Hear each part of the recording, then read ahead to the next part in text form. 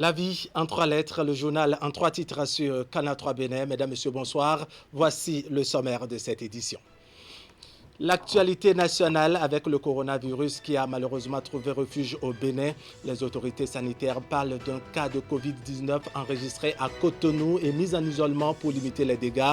Le patient en question est un Burkinabé âgé de 49 ans qui a séjourné plusieurs jours en Belgique avant d'atterrir au Bénin. Nous entendrons à cet effet les explications du ministre de la Santé dès le début de ce journal. Et puis, les violences faites aux femmes étaient au cœur d'une compétition photographique en fin de semaine écoulée. La thématique invite les amoureux des images à mettre leur talent au service de la lutte contre les violences basées sur le genre. Les meilleurs photographes retenus sont repartis avec des trophées, nous dira Teddy Goudalo. À suivre également le compte-rendu des travaux de la 16e Assemblée générale de l'association G10. Les réflexions se tiennent depuis ce week-end à Grand Popo dans le département du Mono. Elles devront aboutir à la vulgarisation de l'idéal qui se trouve derrière le mariage monogamique. On en parle avec Geoffroy Vincent dans une poignée de minutes. Voilà pour le sommaire. Bienvenue. Bonsoir à tous. Tout d'abord, cette information de la mi-journée qui a certainement pris beaucoup de Béninois d'effroi. Le Bénin, donc, qui vient d'enregistrer le premier cas du coronavirus. Il s'agit d'un sujet burkinabé âgé de 49 ans qui a séjourné plusieurs jours en Belgique. Il est entré au Bénin par voie aérienne le 12 mars dernier avec des symptômes découverts plus tard sur lui vendredi dernier. Il faut dire que les dispositions sont prises par les autorités sanitaires en vue de retracer tous ceux avec qui il est éventuellement entré en contact. Le sujet en question est en isolement et son état clinique est maîtrisable, comme nous le rassure ici le ministre de la Santé que je vous invite à suivre. Aux premières heures de ce lundi 16 mars 2020, les analyses effectuées au laboratoire de référence des fièvres virales hémorragiques de Cotonou ont confirmé le diagnostic du Covid-19 sur un échantillon provenant d'un cas suspect suivi sur le site d'isolement et de prise en charge de Cotonou.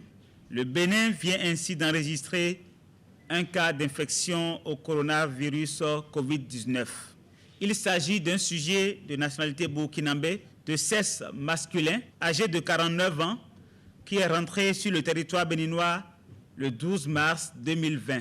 En retraçant l'itinéraire suivi par le sujet, il est apparu qu'il a quitté le Burkina Faso le 21 février 2020 et a séjourné durant 11 jours en Belgique. Il est retourné au Burkina Faso le 4 mars et y est resté durant 8 jours jusqu'au 12 mars 2020, date à laquelle il est rentré sur le territoire béninois par voie aérienne. Après avoir vaqué à ses occupations professionnelles les jeudis 12 et vendredi 13 mars 2020, sans respecter les mesures d'auto-isolement prescrites à l'aéroport, il a présenté des signes cliniques à type de rhume, toux et fièvre, signes l'ayant motivé à réaliser des bilans biologiques dans une clinique le 14 mars 2020. Devant l'absence d'éléments biologiques objectivables, il s'est rendu sur le site d'isolement et de prise en charge de Cotonou le 15 mars 2020 à 9h30 où un prélèvement nasopharyngé a été immédiatement réalisé. L'état clinique du patient est stable et rassurant et il bénéficie d'une prise en charge adaptée sur le site. Les personnes ayant été en contact avec le sujet sont en cours d'identification au Bénin comme au Burkina Faso et feront l'objet d'un suivi rigoureux. Je voudrais, en cette circonstance particulière, rassurer et appeler au calme et à la sérénité toute la population béninoise. Les mesures sont prises pour une gestion optimale du présent cas et un contrôle strict de la propagation de l'épidémie au coronavirus Covid-19 dans notre pays. Une fois de plus, j'invite la population à observer strictement les mesures d'hygiène en vigueur et largement diffusées et je demande instamment au sujet de retour de voyage d'un pays touché d'observer scrupuleusement les mesures d'auto-isolement. Chacun de nous détient la clé de la protection des autres, à commencer par celle de ses proches. Il nous faut donc faire preuve de responsabilité, car le respect par tous des différentes mesures de prévention est le garant de notre sécurité commune. Enfin, J'invite les agents de santé à davantage de rigueur dans l'observance de toutes les mesures de prévention des infections. À l'instant, Benjamin Mpati, ministre béninois de la Santé, à l'issue d'un point de presse donné cet après-midi à son cabinet à Cotonou. Eh bien, l'information a fait le tour des réseaux sociaux et confirmée par le ministre de la Santé que nous venons de suivre. Une réalité qui suscite inquiétude et psychose dans le rang des populations. Chacun y va de son commentaire et de son analyse pour apprécier ce seul cas du coronavirus enregistré au Bénin. Je vous propose de suivre ici la réaction de quelques citoyens de la ville de Cotonou, partagée entre tristesse et désolation malgré les assurances des autorités sanitaires sur le sujet. Coronavirus, tout d'abord, c'est une maladie qui est venue et ça attaque ceux qui ont la santé fragile. Ceux qui ont la santé résistante sont échappés à cela. Est-ce que ça, ce n'est pas une maladie agencée et envoyée pour terroriser les hommes? Puisque je ne peux pas dire que c'est venu de Dieu. Non, normalement, le cas enregistré, vous devez le faire expulser dans son pays d'origine pour ne pas contaminer, puisque ça fait partie des contaminés. Bon, de deux, on nous a déjà appris les mesures élémentaires, laver les mains, comment il faut saluer pour éviter un peu la propagande. Il faut mettre celui qu'on a trouvé en quarantaine, en isolement normalement, pour éviter qu'il contamine d'autres personnes. Il faut que vous faites enquête pour pouvoir mettre la main sur la personne et pour qu'il retourne dans son pays. Parce que il ne faut pas que vous laissez pour qu'il contamine les gens qui sont dans le pays. Ici au Bénin, franchement, je ne souhaite pas, mais malheureusement c'est venu. Parce que quand je regarde un peu les médias sur le plan international, les mesures que les gens prennent, on n'a pas encore ces moyens-là. Honnêtement, on n'a pas encore ces moyens. Chacun n'a qu'à se préserver. Et les mesures d'hygiène annoncées par le gouvernement. On va recevoir à présent notre spécialiste maison des questions de santé, Zakiat Latunji. Zakiat Latunji, bonsoir. Bonsoir. Alors, le premier cas du coronavirus est découvert au Bénin. On vient d'écouter tout à l'heure le ministre de la Santé qui a confirmé, bien entendu, le cas. Est-ce que nous avons de raison d'avoir peur au Bénin? Alors, il n'y a pas à avoir peur, mais il y a à prendre conscience qu'effectivement au Bénin, un cas a été découvert puisque le ministre de la Santé a confirmé la situation. Ce qui est important aujourd'hui, c'est de savoir que nous ne sommes pas à l'abri d'une contamination communautaire, c'est-à-dire qu'on en arrive à une globalisation vraiment générale par rapport aux différents cas qu'on peut avoir. Et donc, le Bénin n'étant pas un pays différent des autres, parce que pendant longtemps, beaucoup se disaient le Bénin est protégé par Dieu, Dieu connaît bien le Bénin, Dieu ne va pas, c'était pas évident. Mais aujourd'hui, il est clair qu'il y a un cas, il n'est pas exclu qu'il y ait d'autres cas. Bien entendu, il y a des mesures pour contrôler, arriver à gérer correctement la situation. Mais prenons déjà conscience que le cas est là et à chacun d'entre nous de jouer le rôle nécessaire parce que c'est une question de responsabilité individuelle d'abord. Alors, jouer le rôle à chacun à son niveau consiste à faire quoi? Que devons-nous faire exactement face au coronavirus qui est déjà présent au Bénin? Alors, il faut respecter les règles élémentaires d'hygiène. Par exemple, en venant sur le plateau, j'ai déjà mon gel. Donc, du coup, mon gel antibactérien et désinfectant, c'est important que chacun puisse l'avoir parce que ce n'est pas évident que partout où vous êtes, il y a un dispositif de lavage de mains. Et rappelons que quand on parle de lavage de mains, c'est lavage de mains à l'eau et au savon.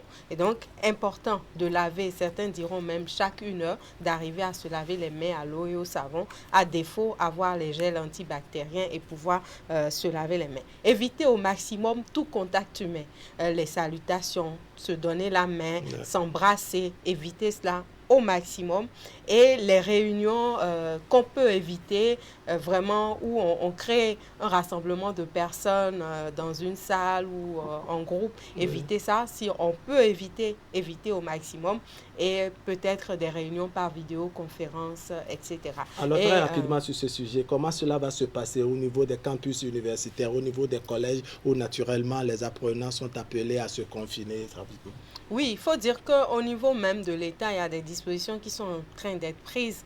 J'ai entendu dire que dans les prochaines heures, il y aura un conseil extraordinaire des ministres pour réfléchir un peu sur les mesures à prendre au niveau de l'État. Parce que si certains pays sont arrivés au confinement, à la fermeture des écoles, fermeture des frontières, vous comprenez que c'est une décision à prendre au plus haut niveau de l'État. Et donc, très prochainement, en tout cas dans les prochaines heures, il y aura vraiment ce conseil des ministres-là pour faire l'état des lieux, apprécier la situation et arriver à dire un peu quelle est la conduite à tenir.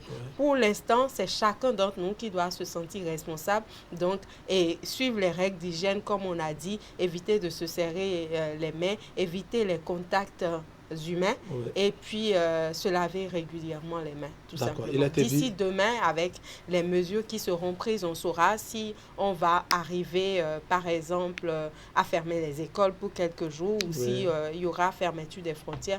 Pour l'instant, il n'y a qu'un seul cas. Il y a un centre d'isolement et de prise en charge qui est là depuis quelques semaines, et donc les dispositions sont quand même assez bien prises pour éviter. Le ministre de la Santé a précisé tout à l'heure, n'est-ce pas, que le sujet en question est maîtrisable, en tout cas que son cas est maîtrisable. Mais le constat est que c'est au niveau de l'aéroport, n'est-ce pas, que ce cas a été enregistré. Est-ce que vous ne pensez pas que le dispositif sécuritaire et sanitaire au niveau de l'aéroport est quelque peu perméable à cette situation? Non, mais il faut dire qu'aujourd'hui, justement, le dispositif est renforcé par, au niveau de l'aéroport, des caméras thermiques et des scanners qui permettent de détecter les personnes qui font la fièvre.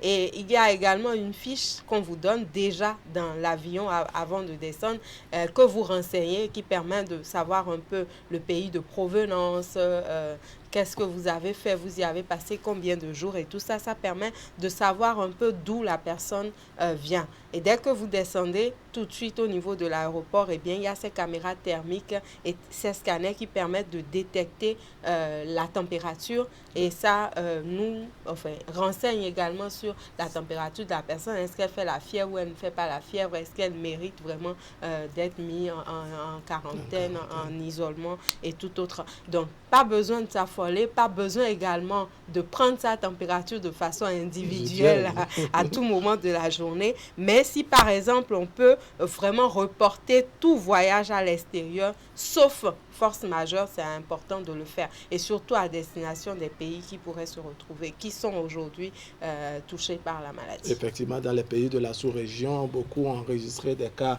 n'est-ce pas, de coronavirus, un peu comme notre cas aujourd'hui au Bénin. Est-ce que le Bénin devrait faire l'option, n'est-ce pas, de se confiner, puisqu'on ne doit pas, comme on dit, vivre en autarcie?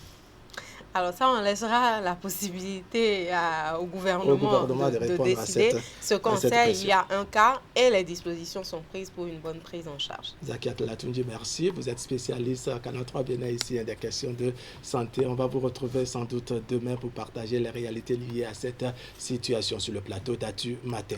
On change de sujet à présent avec une note plus guerre au niveau des femmes du ministère du Plan et du Développement. Le ministre Abdoulaye Biot Tchané a échangé avec les femmes de son ministère, encore en tout cas pour une activité qui s'inscrit dans le cadre, n'est-ce pas, de la journée internationale des droits de la femme. Ensemble, ils ont passé en revue les conditions des travailleurs à l'approche et trouvé en même temps des solutions liées à cette situation. Précision maintenant, Tanguy Agoy. Le ministre d'État en charge du développement y tenait. Offrir un moment de joie et de partage aux femmes, notamment les retraités de son ministère, à l'occasion de la Journée internationale de la femme, ici rattrapée en retard. Mais avant d'aller au plat et aux fourchettes, doléances pour l'amélioration des conditions de vie et de travail des employés encore en fonction. Abdoulaye Biot Tchané y avait déjà pensé. Ces propositions et promesses sont aussitôt venues en réponse aux points soulevés. Ce n'est pas le moment de recruter de manière additionnelle. Ce qu'il faut faire, c'est améliorer déjà les conditions de vie de ceux qui sont là. Vous n'avez pas évoqué ça, mais c'est un sujet qui tient absolument à cœur au gouvernement. Faire en sorte que les gens qui sont là soient relativement bien payés. Mais en attendant ce moment-là, les femmes invitées veulent profiter des instants actuels qu'elles ont trouvés spéciaux et uniques au regard de l'opportunité qu'ils représentent pour la plupart. C'est une occasion vraiment louable pour chaque femme travaillant au ministère du Plan et du Développement de pouvoir poser des questions de leadership féminin pour l'amélioration de nos conditions de vie, de travail. La manière dont les choses sont disposées, ça veut dire qu'il y a meilleure organisation au niveau du ministère et je crois que ça va s'étendre sur tout l'ensemble du système. Cette séance est la deuxième que le ministre d'État a voulu de proximité pour échanger convenablement et directement avec les employés du ministère, notamment les femmes. Elle a donc été d'abord d'échange et de revue des difficultés au sein de la structure.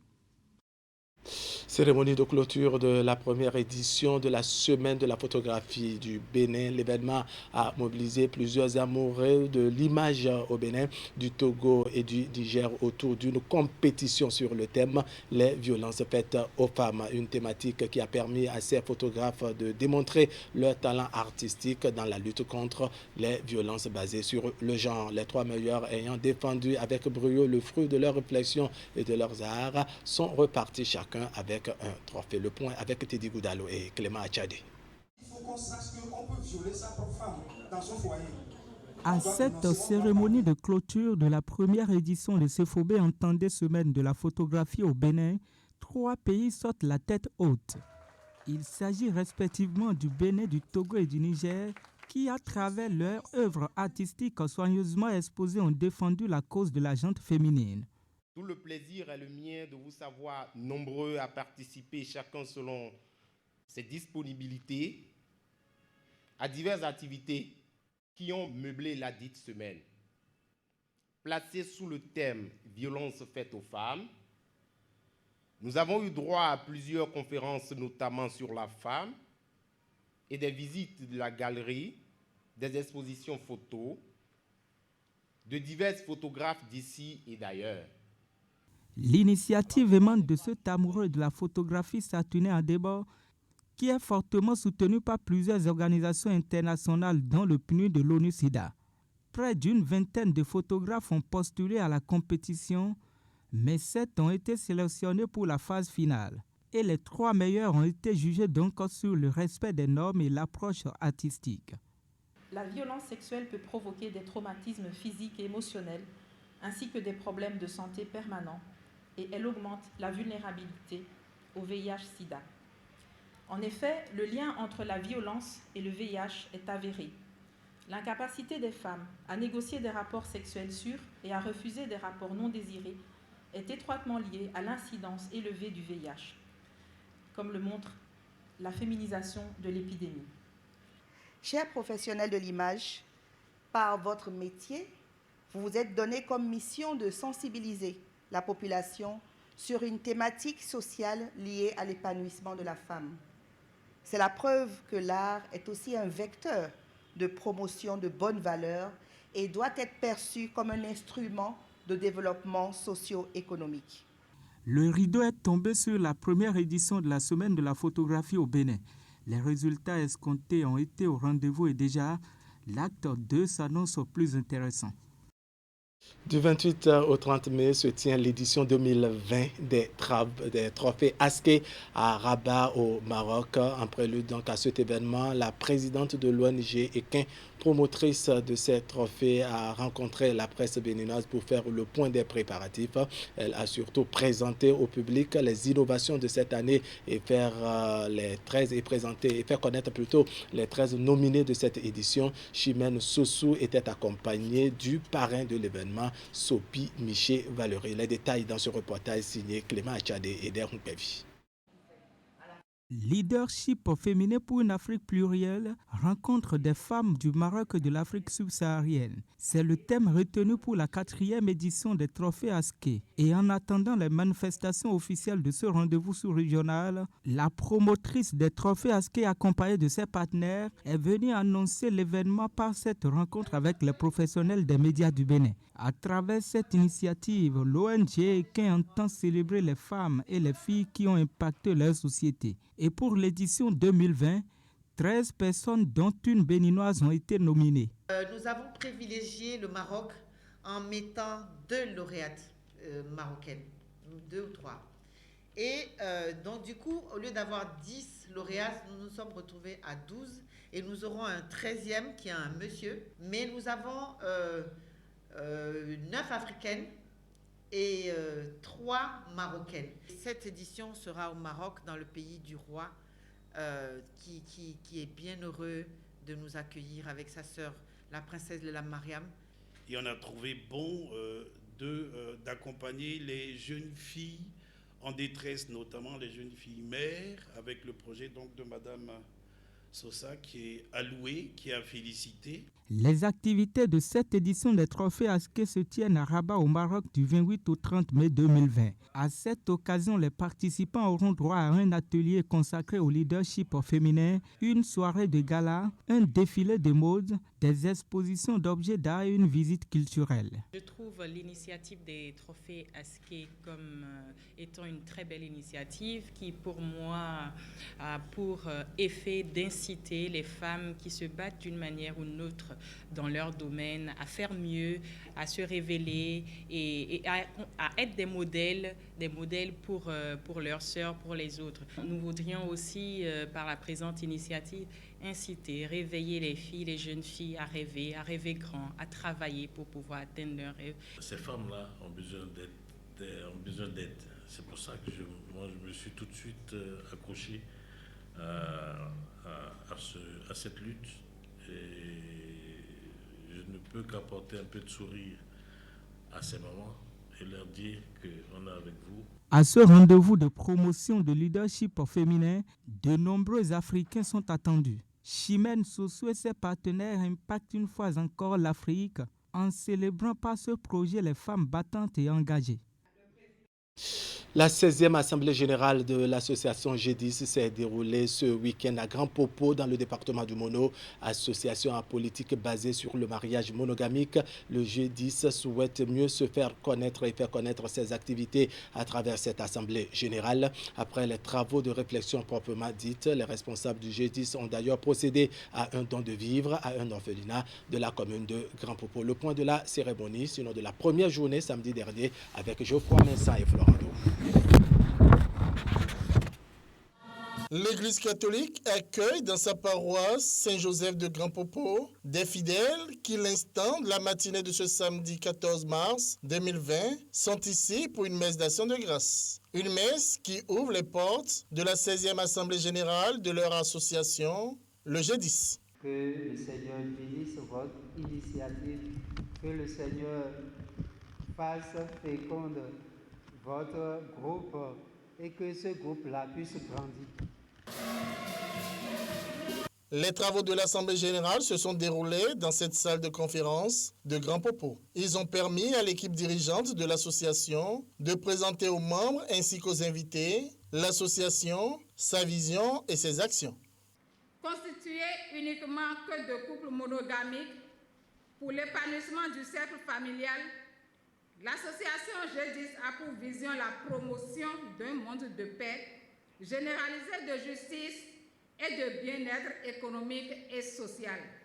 Une communication sur le thème « La connaissance de soi dans le couple, expériences et recommandations » a été ensuite animée. Cette assemblée générale a aussi été marquée par la visite de l'orphelinat Association Meilleure Cœur solidaire à MCS. Une visite durant laquelle les membres du G10 ont eu un élan de solidarité envers les pensionnaires en leur offrant des vivres. Nous nous sommes déplacés avec ce peu, soutenu par une petite enveloppe. Madame la représentante de la maison, l'association G10, par ma voix, vous porte ceci. Et vous dit recevez en ces instants cette petite assistance. Nous avons une particularité. Nous ne lisons pas les demandes tous azimuts d'assistance. Nous allons dénicher des poches et nous faisons l'instant de bonheur sans aucun intéressement. L'association G10 est apolitique et prône le mariage. Elle s'occupe du bien-être de ses membres et contribue par des actions sociales au développement du Bénin. La société béninoise de brasserie vient d'élargir sa gamme de produits avec un nouveau format de son produit panaché. Il s'agit du format 65 centilitres qui fait suite aux deux précédents plus petits, les 33 et 50 centilitres. Le tout nouveau a été officiellement mis sur le marché hier dimanche et la cérémonie de lancement s'est déroulée à la plage de Fidjurosset à Cotonou. Nos témoins sur le terrain en ont Narcisse Alossé et Henri Ganti. Voici leur compte rendu. Une ambiance des grands jours dans un décor attrayant pour accueillir un nouveau-né dans la gamme des produits de la société béninoise de brasserie. Et le nouveau-né, le voici. Le format 65 centilitres de la bière aromatisée, la Panache par la béninoise. Déjà, la Panache par la béninoise est une marque de bière aromatisée de la Sauvebra lancée en 2018 par le petit format, le 33. En 2019, nous avons fait l'introduction du format 50 centilitres suite à la demande de la clientèle. Également, vu la demande persistante des consommateurs, nous avons décidé de sortir cette année ce format pour plus de plaisir de nos consommateurs. Plaisir partagé par des centaines de consommateurs autour d'un produit qui, en dehors du format, garde les mêmes caractéristiques que les deux autres qui l'ont précédé. C'est une bière aromatisée, comme je le disais, au goût citron. D'accord, une belle texture, elle est très onctueuse, très agréable à boire. C'est un bon produit. J'ai goûté et j'ai apprécié. J'ai toujours aimé, c'est bon. Bon, pour moi, c'est que c'est un bon produit, qu'il n'y a pas de soucis dedans. Moi, je kiffe pour moi ça. Si il faut continuer toujours à améliorer les choses, tout serait bon pour nous, pour le pays, pour les consommateurs. Et on va prendre toute l'habitude de consommer comme il le faut. Le public a ensuite vu défiler devant lui plusieurs artistes, notamment Chrisma et Siano Babassa. Divers jeux ont été organisés et des prix distribués aux participants.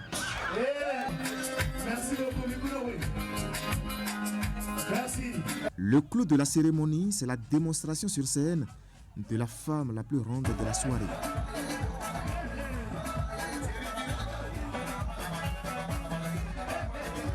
Une ambiance délirante pour une entrée en pompe de la bière aromatisée, la Panache par la béninoise, sur le marché.